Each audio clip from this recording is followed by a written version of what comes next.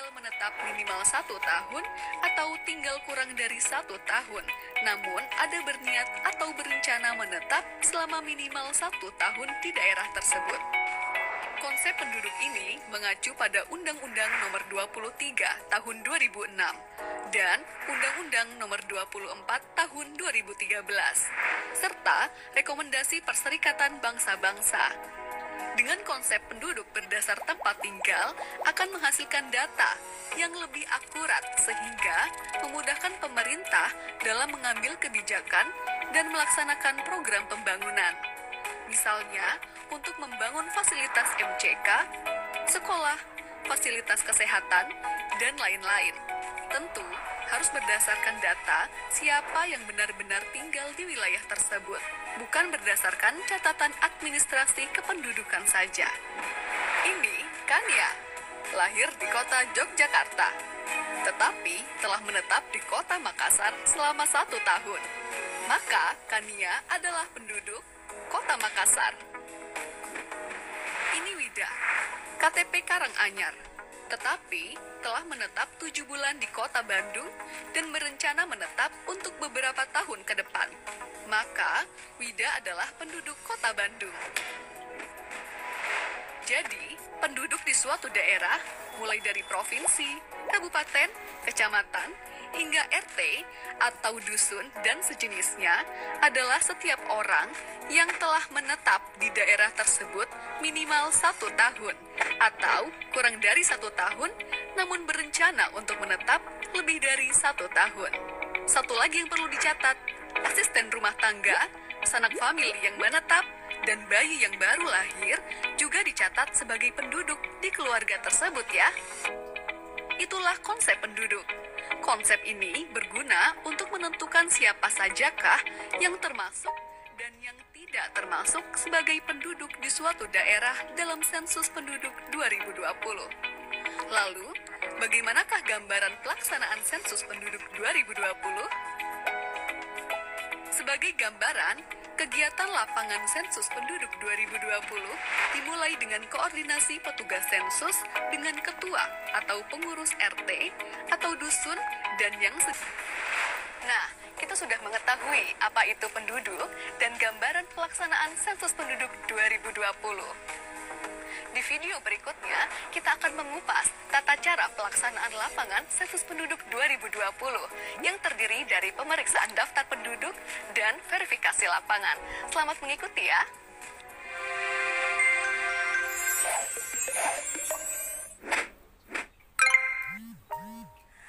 Saudara, dalam tayangan tadi sudah kita saksikan bersama konsep definisi penduduk, siapa-siapa saja nantinya akan didata oleh BPS, lalu kemudian juga tadi ada gambaran bagaimanakah tahapan-tahapan sensus penduduk itu nantinya, dan usai jeda kami masih akan kembali dengan informasi-informasi terkait dengan program pembelajaran sensus penduduk 2020, tetaplah bersama kami dalam dialog bersama BPS. Ya, Anda kembali bersama kami dalam dialog bersama dengan Badan Pusat Statistik terkait dengan program pembelajaran sensus penduduk 2020. Dan kini saatnya kami akan hadirkan kepada Anda informasi lain terkait dengan program pembelajaran sensus penduduk 2020. Kali ini terkait dengan pemeriksaan daftar penduduk. Kita simak bersama.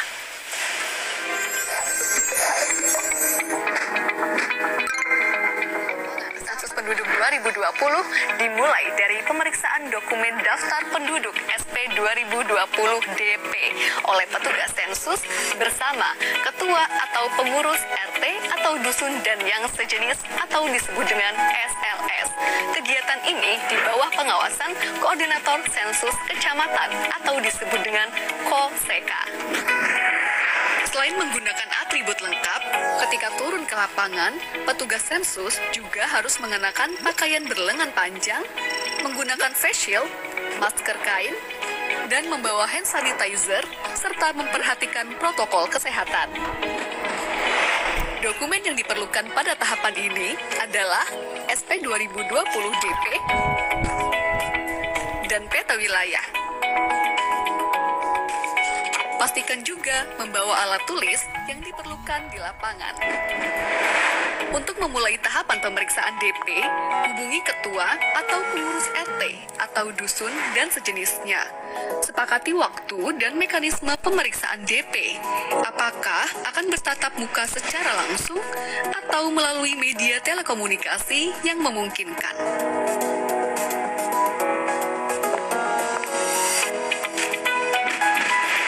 Kemudian, pastikan kesesuaian identitas wilayah RT atau dusun dan sejenisnya berdasarkan dokumen SP 2020-DP yang menjadi wilayah tugasnya.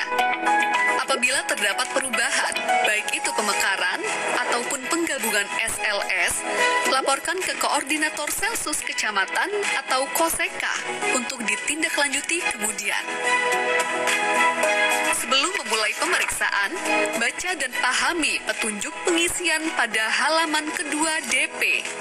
Jika ada yang belum dipahami, dapat ditanyakan kepada Koordinator Sensus Kecamatan atau KOSEKA. Selanjutnya, mari mengenal dokumen daftar penduduk atau SP 2020-DP. SP 2020-DP adalah instrumen utama pada sensus penduduk 2020 yang berisikan nama-nama penduduk yang akan diperiksa keberadaannya oleh petugas sensus bersama dengan Ketua SLS. Nama-nama penduduk yang ada di dokumen tersebut merupakan gabungan dari data administrasi kependudukan dan hasil kegiatan sensus penduduk online. Dokumen DP terdiri dari beberapa bagian sebagai berikut. Pertama, halaman depan yang terdiri dari blok 1, pengenalan tempat, blok 2, keterangan petugas, dan blok 3, catatan. Pada blok 1 terdapat kotak nama SLS atau non-SLS di lapangan yang berisi nama SLS sesuai dengan nama wilayah di lapangan. Rekap hasil pemeriksaan dan verifikasi lapangan diisi setelah blok 4A, 4B, dan 4C terisi semua. Kedua, petunjuk pengisian. Ketiga, blok 4A yang berisi daftar nama penduduk beserta keterangan individu lainnya pada suatu SLS yang akan dicek keberadaannya satu persatu oleh petugas sensus bersama ketua atau pengurus SLS. Di bagian bawah setiap halaman terdapat kolom rekap yang perlu diisikan untuk membantu pengisian total rekap yang terdapat pada halaman depan. Keempat, blok 4B yang berisikan nama-nama penduduk yang data individunya perlu dikonfirmasi. Data tersebut adalah jenis kelamin, tanggal lahir, atau NIK. Kelima, terdapat blok 4C yang berupa daftar kosong untuk mencatat nama-nama penduduk di SLS tersebut yang belum tercetak di blok 4A. Selanjutnya, blok 5 yang digunakan untuk mencatat penduduk pada DP yang dinyatakan meninggal. Terakhir, terdapat surat pernyataan yang diisi ketika ketua atau pengurus SLS tidak dapat mendampingi petugas sensus dan menugaskan orang lain dalam melaksanakan kegiatan lapangan sensus penduduk 2020. Untuk memperjelas pengisian, mari kita bicara tentang beberapa contoh kasus di lapangan terkait pemeriksaan DP. Pak Haji dan keluarga tercantum di dalam DP RT 1.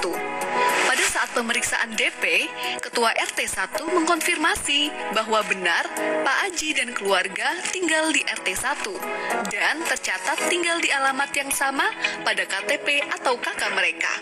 Maka, petugas memberi centang pada kolom 9 untuk setiap anggota keluarga. Sedangkan Pak Budi dan keluarga juga tercantum di dalam DP RT 1. Tetapi Ketua RT menyatakan bahwa Pak Budi dan keluarga memiliki KTP dan KK dengan alamat di wilayah lain. Maka petugas memberi centang pada kolom 10 untuk setiap anggota keluarga. Keluarga Pak Charlie sudah melakukan SP online. Namun, Ketua RT menyatakan bahwa bulan lalu telah pindah ke kota lain. Maka, untuk setiap anggota keluarga, beri tanda centang pada kolom 11. Jangan lupa, coret keterangan jenis kelamin Pak Charlie dan keluarga pada kolom 13 atau 14, sehingga tidak dihitung pada rekap jumlah penduduk berdasarkan jenis kelamin. Contoh selanjutnya, keluarga Pak Rudi terdiri dari Pak Rudi, istri, 4 orang anak, ibu, dan seorang asisten rumah tangga yang tinggal di kota Semarang. Pak Rudi beserta istri dan anak pertama, kedua, dan ketiga, serta ibunya sudah melakukan pengisian sensus penduduk online. Alamat kakak atau KTP keluarga Pak Rudi di kota Jogja, namun sudah tinggal di kota Semarang sejak tahun 2017. Maka, pada pemeriksaan DP oleh petugas pada RT tempat tinggal Pak Rudi saat ini di kota Semarang dilakukan dengan cara berikut. Pak Rudi bekerja di kota Jogja dan selalu pulang seminggu sekali. Maka, beri tanda centang pada kolom 10. Istri adalah ibu rumah tangga, maka beri tanda centang pada kolom 10. Anak pertama bekerja di kota Jakarta dan pulang 1 bulan sekali, maka beri tanda centang pada kolom 11. Dan jangan lupa untuk mencoret isian jenis kelamin pada kolom 13 atau 14. Anak kedua, ketua RT tidak terlalu mengenalnya, maka beri tanda bintang pada kolom nama. Anak ketiga bersekolah di SMP Kota Salatiga dan tinggal di asrama sekolah, maka beri tanda centang pada kolom 10. Setelah pemeriksaan anak ketiga, ketua RT memberi informasi bahwa istri Pak Rudi baru melahirkan anak keempat. Namun, ketua RT hanya mengetahui nama bayi tersebut. Maka, isikan nama bayi pada blok 4C, lalu lengkapi keterangan lainnya pada tahapan verifikasi lapangan. Orang tua Pak Rudi meninggal sebulan yang lalu, maka beri tanda centang pada kolom 12 dan coret isian jenis kelamin pada kolom 13 atau 14. Lalu, lengkapi isian pada blok 5 SP 2020 DP. Ketua RT memberi informasi bahwa Pak Rudi memiliki seorang asisten rumah tangga yang belum tercantum namanya pada SP 2020 DP. Maka, catat pada blok 4C dan lengkapi isian. Apabila selama pengisian terdapat kesalahan, coret 2 kali isian yang salah. Lalu, isikan isian yang benar. Pada saat kegiatan pemeriksaan DP, sebagian petugas dilengkapi dokumen SP 2020 DPD yang memuat nama penduduk yang tidak diketahui alamat tempat tinggalnya di SLS manapun di suatu desa. SP 2020 DPD juga harus diperiksa oleh petugas sensus bersama ketua atau pengurus SLS. Setelah pemeriksaan daftar penduduk selesai, kegiatan lapangan dilanjutkan pada tahapan verifikasi lapangan yang akan dijelaskan pada video selanjutnya. Sensus penduduk 2020 mencatat Indonesia.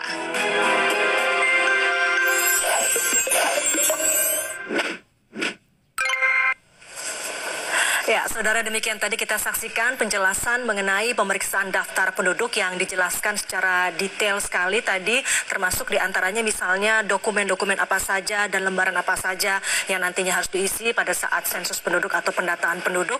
Dan diantaranya tadi juga disampaikan contoh-contoh kasus yang kerap terjadi, termasuk misalnya apabila ada salah satu anggota keluarga yang tercantum dalam KK tapi sudah tidak lagi menetap di tempat yang sama atau menetap di luar dari daerah tersebut. Dan yang menarik juga, petugas-petugas lapangan yang akan melakukan sensus atau pendataan penduduk juga dilengkapi dengan protokol kesehatan, misalnya mengenakan masker dan juga mengenakan face shield untuk keamanan baik bagi petugas maupun juga warga yang didata. Kami nanti akan hadir kembali dengan penjelasan mengenai verifikasi lapangan dan tetaplah bersama kami dalam program pembelajaran sensus penduduk 2020. Terima kasih. kasih Anda masih bersama kami dalam dialog bersama Badan Pusat Statistik terkait dengan program pembelajaran sensus penduduk 2020. Tadi dalam tayangan sebelum ini kami sudah menayangkan mengenai apa itu konsep definisi penduduk, kemudian juga pemeriksaan daftar penduduk dan tahapan-tahapan yang dilakukannya, termasuk juga nantinya petugas lapangan akan melakukan verifikasi lapangan. Lalu bagaimanakah mekanisme dan proses saat petugas nantinya melakukan verifikasi lapangan? Kita simak bersama tayangan berikut ini.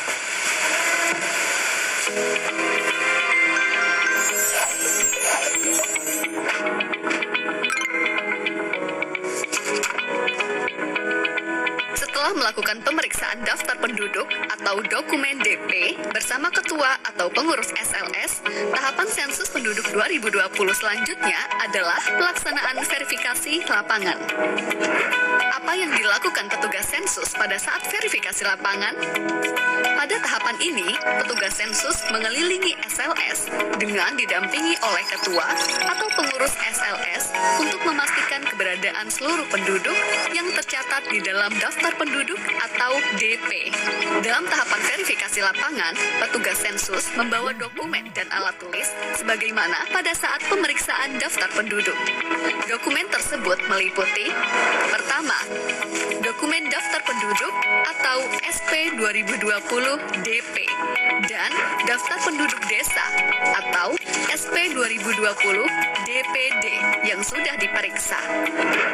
Kedua, peta wilayah sensus atau SP 2020 WS yang digunakan untuk penelusuran wilayah dan memastikan batasan-batasan wilayah SLS kepada ketua atau pengurus SLS atau warga yang ditunjuk.